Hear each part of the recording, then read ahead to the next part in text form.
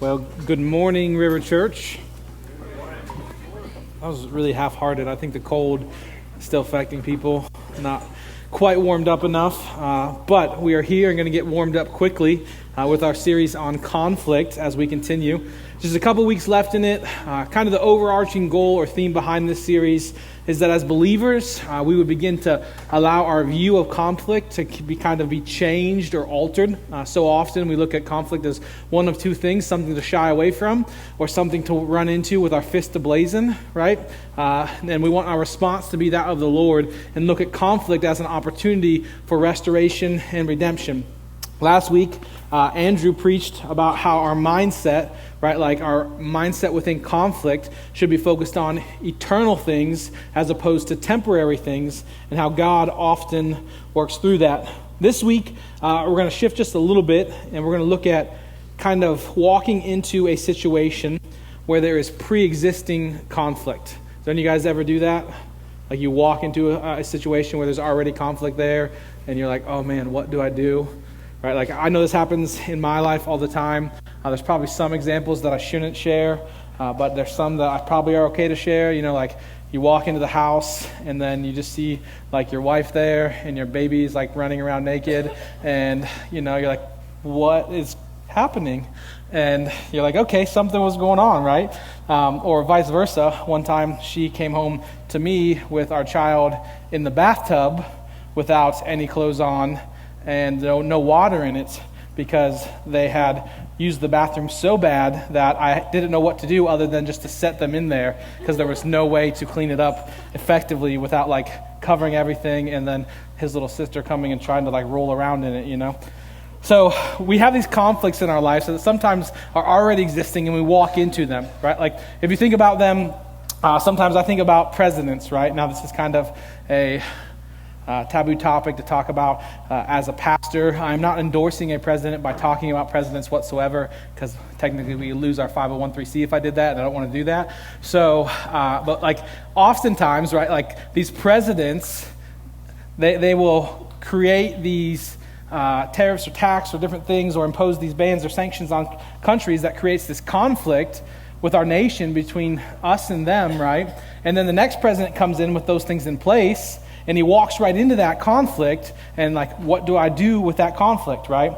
Like I think about some of the things that used to take place with the Cold War, and as presidents transitioned out, knowing that, you know, our relationships with Russia were kind of like on the fritz, and we didn't really know where we stand with that, and there's these transitions that take place, right? In our lives sometimes, in our family lives, sometimes we'll walk into conflicts. If any of you guys have siblings, and your siblings start feuding with your parents, right, and you just kind of walk in and there's some tension there and you don't know what's going on, and you know they want to tell you, and you know your sister wants to tell you, and everybody wants to tell you, but then they don't want to tell you because they semi feel ashamed of this conflict that's going on, right? Like sometimes there's this conflict in our lives that's present and we didn't have anything to do with it, but we walk into the middle of it, right? Like we think about modern day examples of this specifically now that are relevant to us, some of the movements that we see, right? Like things like Black Lives Matter, or the Speak Up movement and things like that, right, are because of conflicts that have taken place over the last several hundred years, right? And now we have the opportunity to walk in the midst of those conflicts, looking at them not as something to run away from or to put our fist up, but for opportunities for redemption and restoration, right? And we get to see Jesus' example in that, and that's what we're specifically going to look at today. So if you have your Bibles, go ahead and turn with me to John chapter 4.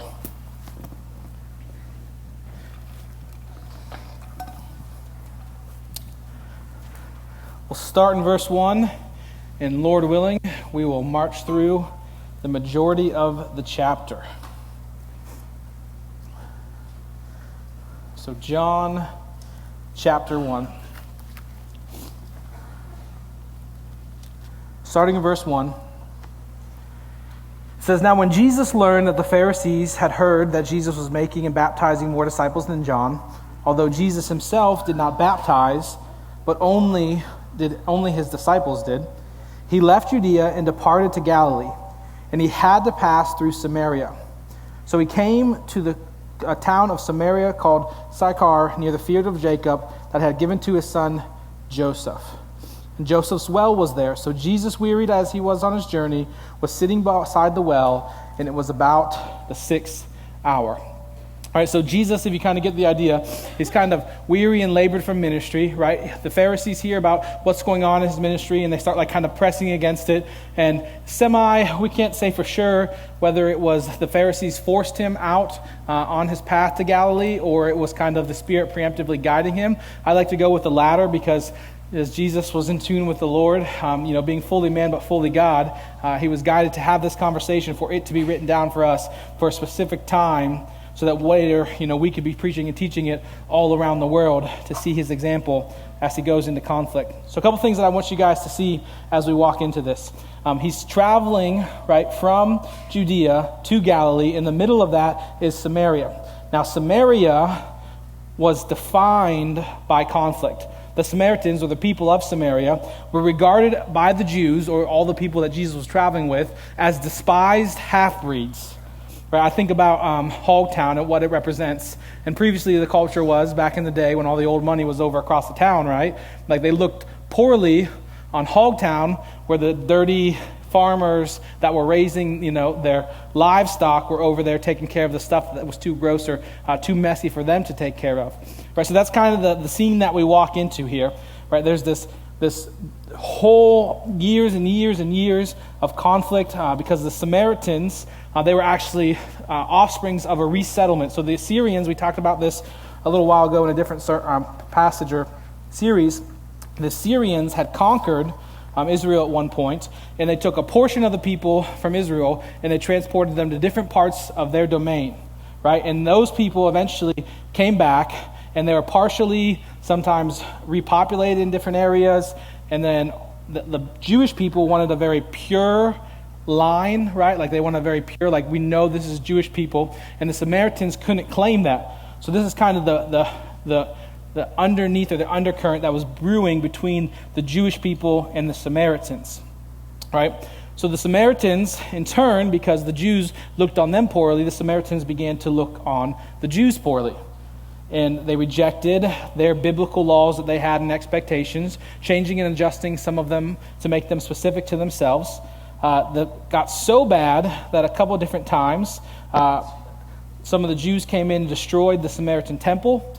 And then, later on, some fierce, almost battling or engagements took place around 52 AD. So just so you can understand, like these two peoples, they didn't like each other, right? They came from the same family tree. One was kind of off and despised as they came back, but they didn't like each other very much. So much so that in the time that Jesus is passing through Samaria, if a Jew and Samaritan were passing each other, they would not look at each other. They would not even speak to each other. And that's why I give you this historical context, so you can understand the dynamic of the relationship as Jesus is getting ready to engage in a conversation with a Samaritan woman, which is even crazier, right? Like, they didn't look at each other. They didn't speak to each other. If anything, they probably cursed the ground when they walked by each other. Like, that was despised. Their relationships were despised, and even being around each other was despised, right? But he was passing by this well, and he was wearied, a little tired, so he sat down around the 6th hour, and we set the scene. Jesus is sitting there by the well, wearied after ministry and traveling, ready to go on to more ministry. And this woman, in verse 7, it says, a woman from Samaria came to the water to draw the well. Now, the arrival of this woman would set up a crisis traditionally within Jewish customs, because A, she was a Samaritan, and B, she was a woman. And you did not speak to a Samaritan in public, nor especially did you speak to a woman, so you especially did not speak to a Samaritan woman in public. It was considered really a big no-no, right? But Jesus, seeing through that, and he knew the conflict that was present, decided that he was going to speak into that conflict and begin to have a conversation with this woman. And Jesus says to her, give me a drink. And it says, for his disciples had gone away into the city to buy food. And why that's significant we'll talk about in just a few minutes. So Jesus sets up for what should be a major conflict, right? You got to imagine the response of this woman. This man, this Jewish man, is sitting there at this well, right, wearied and tired. He looks over to this woman, not just a woman, but a Samaritan woman, despised and hated by the Jews, looks over to her and says, hey, give me a drink. In verse 9, the Samaritan woman said to him, listen, how is it that you, a Jew, asking for a drink from me, a woman of Samaria? And it says in the context there, for Jews have no dealing with Samaritans. And this is what I think is cool. Like, we see this woman's expectation, and we can begin to understand just how crazy the dynamic of the relationships were between the Jews and the Samaritans, right? Like, there was this bubbling and brewing conflict literally for hundreds of years, so much so that they were despised and hated on each side. And Jesus sits down and he begins to talk to this woman. And I think about the practical implications within our life when there's conflicts that maybe we didn't create, but maybe we're called to engage in, right? Like, there's conflicts in our lives, in our relationships, at our workplaces, in our families, in our neighborhoods that are created by maybe hundreds of years of oppression, right? Maybe by a few years of, a neighbor blowing his grass into the other neighbor's yard, right? Or maybe something small, maybe something big. But our call as believers is to walk in those, right? Walk into those and look at opportunities for restoration and redemption. And that's exactly what Jesus is doing here. And she's like, dude, this guy's out of his mind, right? Like, this Jew sitting at this well is talking to me, a Samaritan woman. Like, this is absolutely crazy that he's doing this. And then in verse 10, Jesus says, if you knew the gift of God, he was talking about ultimately himself, and who it was saying this to you, give me a drink, you would have asked him, and he would have given you living water. Right? Like, she was so busy thinking about the conflict and what was taking place that was so radical to recognize who she was actually sitting there talking to. Because Jesus in this moment was all about the opportunity for ministry, restoration, and redemption. And Jesus was willing to see through the conflict, willing to move past the conflict, move past all the years of, bitterness and hatred and all the things that were present there, and to just meet her right where she was. And the woman responds back to him with this. The woman said to him, sir, you have nothing to draw the water with, and the well is deep. So it's crazy here because obviously, apart from that up top, Jesus is not talking about specifically the water from the well, right? He refers to it as a living water. I looked at this with some commentaries, and it was talking about specifically how often this was looked at as like bubbling springs, right? Or water that was moving or flowing. But what Jesus was referring to was the type of water that would come in and restore her soul and her relationship with God, so much so that all the things that she's seeking for in her life, she would no longer thirst for those things. But she's focused on the temporal, right? She's probably still a little bit in shock because this Jewish man is talking to her, a Samaritan woman, not really knowing what's happening right now because this is outside of maybe anything that she's ever experienced in her life. And she tells him, hey, you don't have anything to draw it with. The well is deep. Where do you get that living water? And then she goes into another tangent, and she says, are you greater than our father Jacob? For he gave us the well, and he drank from it from himself, as did his sons and his livestock.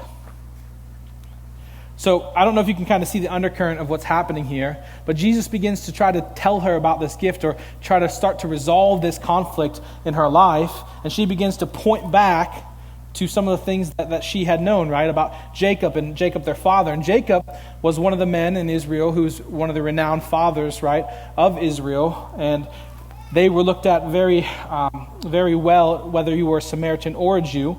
They thought of them as very significant and very special. So they had that in common. So she's maybe in some ways trying to find a common ground with Jesus, trying to understand exactly who he is. Who is this man that's offering me this crazy water that he's talking about when he has nothing to draw the water from? And he's already talking to me, a Samaritan woman, as he is a Jew, right, a male Jew. And Jesus responds to her, and this is where it gets to begin a little bit real. So in verse 13 he says, everyone who drinks of this water, the living water that he has, or of the well water, will be thirsty again. But whoever drinks of the water that I give, the living water, he will never be thirsty again. The water that I will give him will become in him a spring of water welling up into eternal life. And I love that Jesus starts just getting right through to the heart of the conflict that's present there, right? Like, And a lot of us don't recognize, because we don't understand the historical context of this well, right? Like for someone in specifically Samaria at this time, right, a well was a huge deal.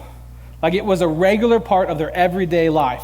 They didn't have water on tap or on demand where they could just flick it on and they had it right, and anywhere they went they didn't have water. Like they didn't have access to water. The only water they could have was however far you lived from that well. You would travel, whether it was 1 mile, 2 mile, 3 mile, 4 mile, 5 miles.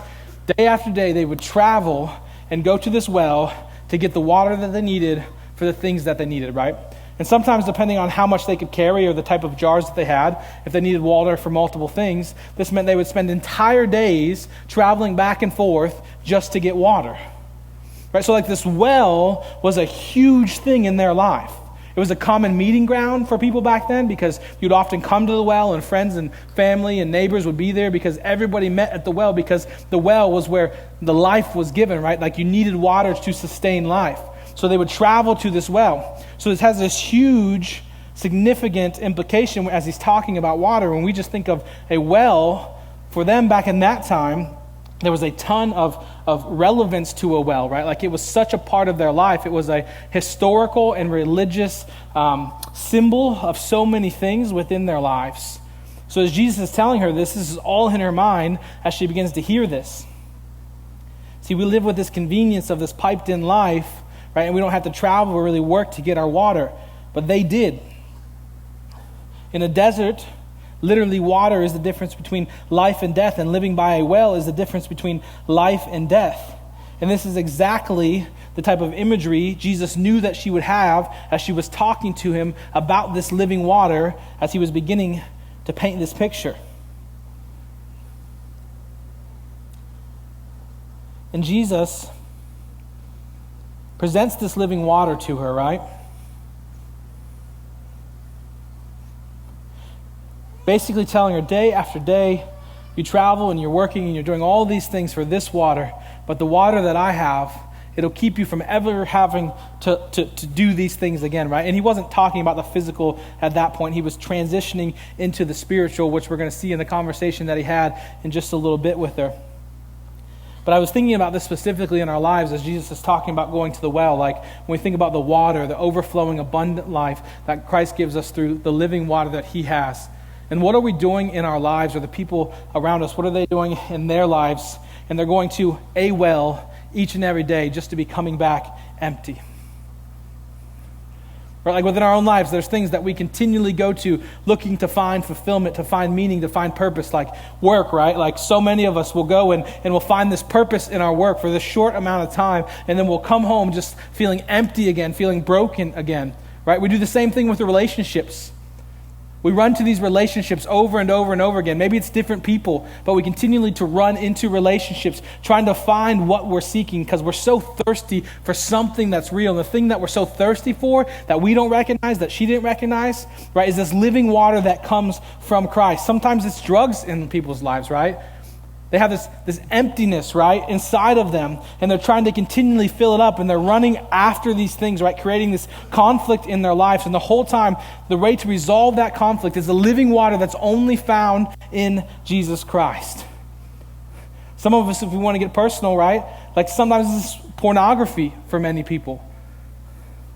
Like they're looking for some type of fulfillment, some type of sexual pleasure that will give them this temporary satisfaction, send these endorphins off in this certain way that we can enjoy it, right? And we run to those things because we're empty inside, not allowing the living water that is inside of us to overflow, or maybe we don't even have it. Sometimes it's hobbies, right? Sometimes the things that we do to make our time busy are things in our lives that just make us feeling more empty ultimately. When the whole time, the thing that we're thirsting for, the thing that we're seeking is the living water that only comes through Christ. And we see in verse 15 that this woman begins to shift her mind a little bit. She recognizes what it is that Jesus is offering. And she says to him, "Sir," in verse 15, "give me this water so that I will not be thirsty or have to come here to draw water." And Jesus is like, "Okay, girl, you want it? You really want it? Because it's about to get real. You're saying you want what I'm offering. We're going to really jump into it and see if you really want what I'm offering.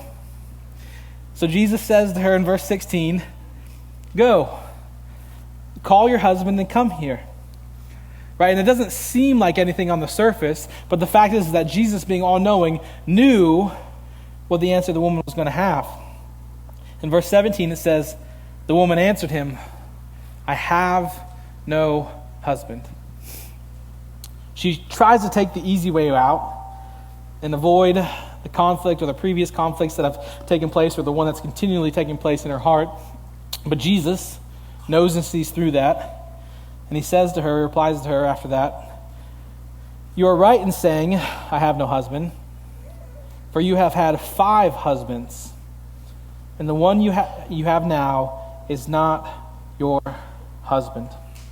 What you have said is true. And Jesus, we don't often recognize this, but he's kind of beginning to throw down the gauntlet. Like the whole time we're talking about the well, they're sitting at the well. It seems like he's talking about water, and he's talking about the spiritual water that she's going to have, right? And then she says she wants this, and Jesus is like, all right, you want this? Let's start talking about it, right? Let's get real with it. Like, go and call your husband. Well, I don't have a husband. Yeah, you're right, you don't have a husband. You've had 5 husbands now, and the one that you're currently living with actually isn't your husband, because what he's doing is he's penetrating to the spiritual condition of her heart, right? Like she had been continually running to a well to find fulfillment and to find meaning. And the whole time, right, like Jesus is like, I am where that meaning is found. I am where that significance is found. And the woman begins to understand that there's something different about this guy, right? There's something significant, like he isn't condemning or condescending. He's simply pointing out the truth that, man, how else would he have known other than from some divine revelation from God? So verse 19, the woman says to him, Sir, I perceive that you are a prophet. And then she goes into this tangent, basically calling out the difference between some of the Samaritans and some of the Jews. He says, our fathers worshiped on this mountain, but you say that in Jerusalem is the place where people ought to worship. And I don't know if you see what she's doing here, but she's kind of deflecting the initial conflict, right? Like Jesus calls out the fact that she's not married to the man that she's living with and that she's had 5 husbands, and rather than really truly addressing that, she kind of shifts it to a different place where she's like, hey, what about this? We say this is the place to worship. You say that's the place to worship, right? Because the Samaritans had their own temple that they believe was authorized by Moses, and then the Jews had their own temple where they said was the original place of the dwelling of the Lord. And Jesus kind of cuts through all of that, moves past that conversation, and he says, Woman, believe me, the hour is coming when neither on this mountain nor in Jerusalem will you worship the Father. She was focused still on those temporal things, those temporal things within our lives, right? Like we can often do this, even within Christian culture, we get focused on temporal things, right? Like temporal things within our church. When really, Jesus is trying to get to the heart condition of it all. He says in verse 22, For you worship what you do not know, but we worship what we know, for salvation is from the Jews. Right? And he was ultimately going to be leading up to the fact that he was the Messiah, and he's going to talk about that here in a minute. And building up to the fact that he was ultimately salvation coming to them from the Jews. And it's actually hinted and talked about in different places within the Bible. Isaiah specifically talks about the living water that was going to come, and that was going to be for some of the people that were outside of God's initial chosen people. Verse 23 says, But the hour is coming and is here now when the true worshiper will worship the Father in spirit and in truth. For the Father is seeking such people to worship him. For God is the Spirit, and those who worship him must worship him in spirit and in truth. Jesus is kind of putting this call out to the Samaritan woman. He's throwing apart all the conflict, everything that they've engaged, and he's trying to get her to focus on the most important things, right? Like he's trying to pull off all the distractions. He's saying, hey, it doesn't matter where, it doesn't matter your past, it doesn't matter all of these things. What matters is that you worship God in spirit and in truth. It's broken down to two specific things, right? We talk about the Spirit. It says the Father is the Spirit. The Spirit of the living God, if you have a relationship, lives inside of you. And you are to worship God in that Spirit, through that Spirit. And we are guided in worship by the truth that he has revealed to us in his word. So he's referring to this time that is coming, and this woman begins to start thinking about the things that she knew. And in verse 25, it says that the woman said to him, I know that the Messiah is coming, he who is called Christ, for when he comes, he will tell us all things. And then Jesus literally probably blows her mind with his next statement. He said to her, I who speak to you am he. And I try to put myself in the shoes of this Samaritan woman, okay? Like, this experience was something outside of anything that she has ever even come close to experiencing in her life, right? She's sitting at this well, probably went there every day, and maybe family members or friends would say hi to her, or if they were other women, because if they were men, they didn't speak to her, right? Like, because men and women, they didn't really talk in public around this time. What was crazy is that actually husbands and wives, it was actually like kind of forbidden for them to even have conversation in public. I think that some of you might wish that was still true, but like they wouldn't talk, right? Like, that was the culture that was built at that point, so they wouldn't speak in public. So if you put yourself in this woman's shoes, right? She comes here and this Jewish man starts talking to her, and the conversation leads up to this Jewish man telling her about all the sins that she had done in her life, right? And then it moves to, hey, that guy, that Messiah, the Christ that you have been waiting for your whole life, right? The ones that you've been teaching about in the temple for your whole life, and even the Jews and both of you have all been longing for his coming, right? Like, I am he. Like, I can't imagine that woman in that moment and what was going through her head as she's literally saying, the thing that you've been waiting for, right? That person that you've been waiting for, he's here and I'm him. And you're speaking with him. But we begin to see her reaction just in what verse 28 says. It says, so the woman left her water jar and went away into the town. She said, come and see a man who told me all the things that I ever did. Can this be the Christ? She's so excited, right? She's so enthusiastic about this that she literally leaves the vessel that she has to help her sustain life there at the well. Like, she came there with one purpose, right? And that purpose was to draw water. Most likely to take that water back, to drink with that water, to cook with that water, to literally help keep her living and maybe the man that she was living with living. But because Jesus radically meets her where she is in the midst of the conflict between her heart and God's heart, right? And in the middle of the conflict between the Samaritans and the Jews that was present and put there not by her or them, when she truly discovers who Jesus is, she abandons all the purposes that she had previously, right? And even the things that were important to her previously, she leaves those behind to run and to tell others about Christ. And I started thinking about this in my mind, right? Like, when Jesus even called his disciples, like, he told them then to throw down your nets, come and follow me, and I will make you fishers of men. Right? There's like something significant about this. Like, when we come to know Christ, there are pieces of our lives that we're willing to just throw aside because he preemptively becomes the most important thing in our lives. Right? Like, he is the number one thing in our lives, and the mission, the call, the desire to worship him and glorify him becomes the most important thing in our lives. So much so that the very thing, right, that we're looking to do or looking for fulfillment in that point in time, like, we throw that aside and we run. And that's why so often, a lot of times when people come to Christ, that's when they're the most fervent in their faith. They're the most fervent for sharing their testimony or sharing what Christ has done in their life, right? Because they truly recognize the goodness of who God is and what he's done in their lives. In the position that we sit in, probably most of us here as believers, right? I've already experienced that. I feel like we begin to pick those things back up. We begin to go back and to pick up some of those hobbies and some of those things that kind of just kept us distracted. And they're not innately bad things. Like, what she was doing at that point was the most important thing to that point that she could have done. She was going and fetching water, right? But once Christ came into her life, like once she recognized who he was, he became the most important thing in her life. More important than eating, more important than sleeping, more important than drinking, right? Like he was the number one thing in her life at that time. And I think that example can be set there for us. So the disciples came back. I kind of skipped that verse in 27.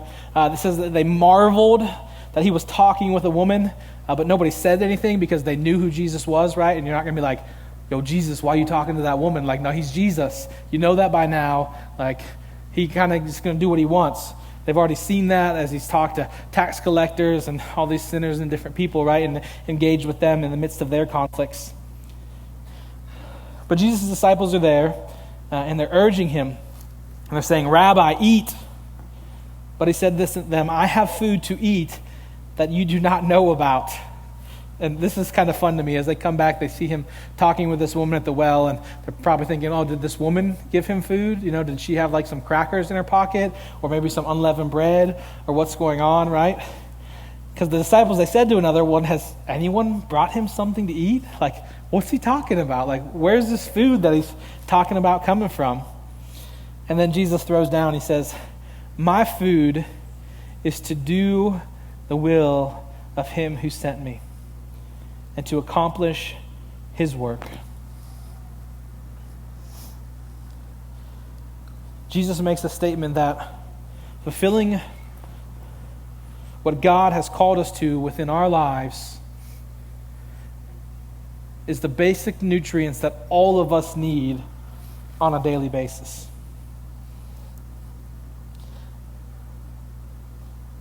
And Jesus recognizes the timetable and begins to remind his disciples of that in verse 35. He says, do you not say there are yet 4 months, then comes the harvest?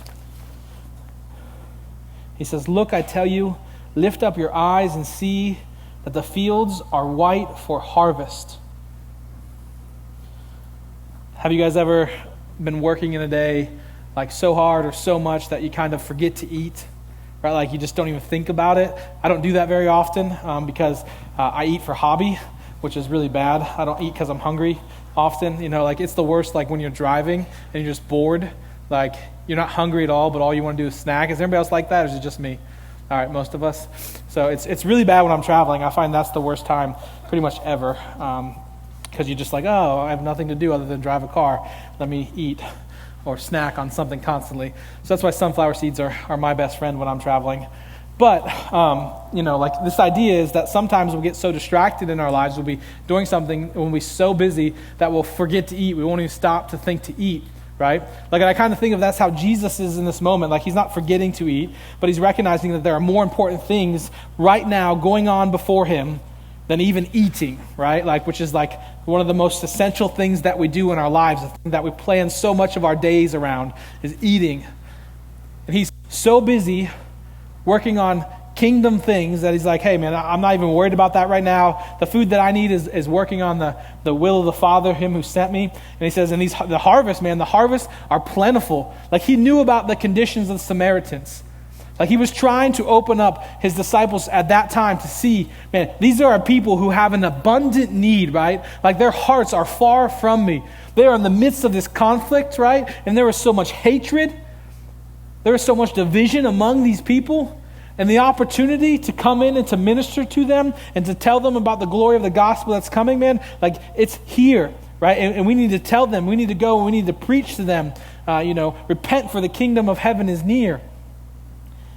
Jesus says, already the one who reaps is receiving wages and gathering fruit for eternal life, so the sower and reaper may rejoice together. For here the saying holds, one sows and another reaps. I sent you to reap that for which you did not labor. Others have labored and you have entered into their labor. He's literally saying that people have gone before you, right? And what Christ is going to go before them. And he is going to basically put this before them by sacrificing himself with the opportunity for so much harvest to come in, or so many people to come to know Christ. And the opportunity is so abundant. And he's specifically talking about it in this circumstance. Because what happens next is literally Jesus' basically prophecy coming to fruition here in verse 39. It says, many Samaritans from that town believed in him because of a woman's testimony. He told me all that I had ever did. And think about this, right? Like, this is what's crazy to me. This woman who was sitting at the well, having a conversation with a Jewish man, runs back to the people of her town, saying, come see this Jewish man, right, who had told me everything that I had ever did. Like, you know that some of the people in that town probably were going to think she was a little crazy, because she's engaging in conversations with a Jew and with a man who happens to be a Jewish man, right? She may have even had a reputation at that point, right? Like, she had been married 5 different times and she was living with another man at that time. But in verse 40 it says that when the Samaritans came to him, they asked him to stay with them, and he stayed there for 2 days. And I think about the disciples in this moment too, right? Like, what a learning opportunity for his disciples coming along with him, saying, hey, we're going to go here. I'm going to talk to this woman. And now guess what? In the midst of this conflict, these people that you've been taught to hate your entire lives, right? We're going to go in the middle of that conflict and we're going to minister for these people for 2 days. I can't imagine like how much of a mind shift those moments had to be for them. Everything they had known, everything they had grown up with, everything that they had been taught kind of thrown out the door at that time.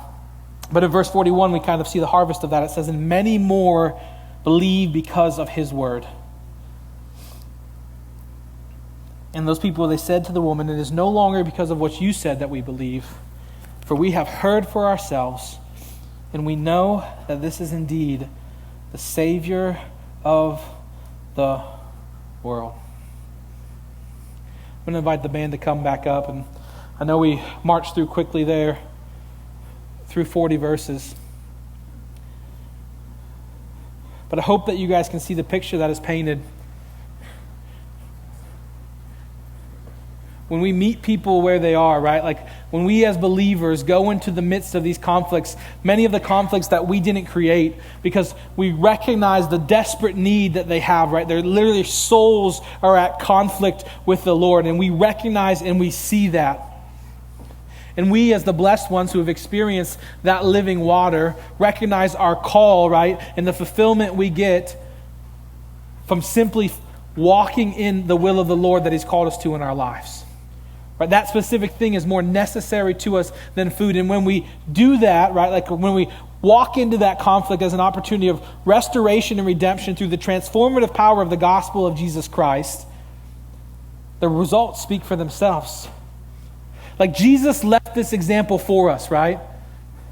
That even though there's conflict brewing everywhere in our lives, right, much of which we did not create, some has been through hundreds of years of oppression, right? Whether it's from a town to a town, whether it's from a people group to a people group, maybe it's from one family generation to the next family generation. But God has called us and given us an opportunity to walk in that conflict, to walk right into it, and to be a tool for redemption and for restoration. Jesus walked right into one of the most bitter and hated relationships that there was in his time with his people. And he's calling us to do the same. He's calling us to be conflict resolvers. He's calling us to walk into that and to share and show and shine the love of Jesus Christ. So much of the conflict that we've talked about to this point has been how we deal with it when it's personal within our lives. And what we're talking about today in some ways is external to our lives. Like we can operate outside of this conflict completely, but we sit there and we know that it exists. And I don't know what that conflict is for you in your life. I know there's general conflicts that we could talk about in the nation today, but like when you think about it within your life, within your family, within your neighborhood, what is that conflict that you need to address that maybe you didn't create, but you need to help them work through, right? Because you see how desperately they need Jesus in that conflict. And what would the results look like, right? Like within our own lives, if we truly trusted the Lord in this and we walked in the conflicts that weren't our own, how would it transform the lives of the people that you come in contact with. And if we did this collectively as a church, how would it transform our families and our neighborhoods, right? And even Amherst County, Madison Heights, Central Virginia, Lynchburg. Because honestly, this is just not something that we do well. Like as believers, like we're not that much different from the culture. We tend to run away from conflict or engage it with fist ablazing. And Jesus is looking to walk into conflict, to meet people right where they are and give them the one thing that they need. That living water. And some of you sitting here today, you probably have never experienced that living water for you. Your heart and your soul, it's raging, right? Like you have this conflict within inside of you and you've been filling your life constantly with things. Maybe it's relationships, maybe it's drugs, maybe it's alcohol, maybe it's pornography. I don't know what that is in your life, right? But Christ is the thing that can settle that conflict. Romans 10:9 says that if you confess with your mouth that Jesus is Lord and believe in your heart that God raised him from the dead, you shall be saved. That is how you receive that living water. And every week we preach and we talk about these things and I don't know what the application looks like for you. I don't know who it is that you have to have the conversation with. I don't know, what the Lord's calling you into, but I know that you can go to him, right? Like it says that we worship in spirit and truth. We have the Spirit of the living God living inside of us that's looking to guide us in everything that we do, right? And leaning on him to see where we need to engage in those conflicts. Leaning on prayer, right? And just being connected to his Spirit to say, Lord, where do you want me to operate? Where do you want me to move? Where is your will in my life? Because I recognize me walking in that will is more important than even the food that I eat. So spend some time today talking about that with the Lord and what that looks like in your life. Because only you and him know. Let's pray. Father, thank you for today.